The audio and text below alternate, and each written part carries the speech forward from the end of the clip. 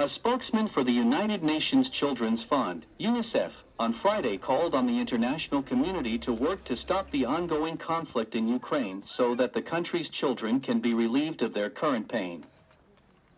In Ukraine, the situation is very desperate because we see hospitals attacked, we see schools attacked, we see this increasing change in warfare where residential areas, where families are coming under fire. Women are giving birth in bunkers, so we're very, very worried about the situation for children here in Ukraine. But then you've got almost 2 million children have had to flee. That means that they need schooling, they need trauma care, support. Across this nation, children are, they're seeing what war looks like. They're seeing their parents separate. They're saying goodbye to their father. So there's a great deal of stress and trauma that we need to address as well.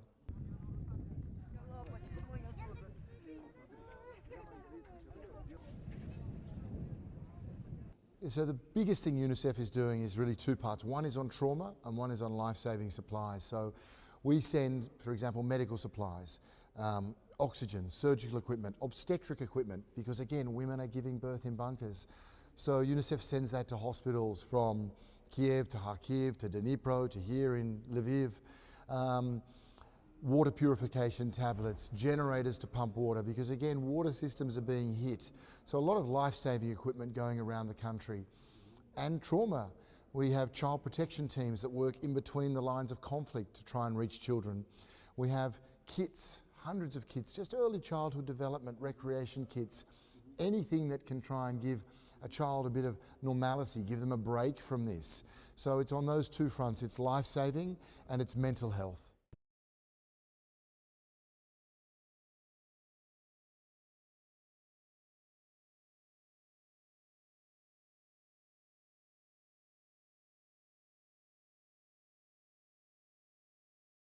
First and foremost, any pressure to stop the war. That's the most basic. The surest and safest way out of this horror show for children is for the fighting to stop.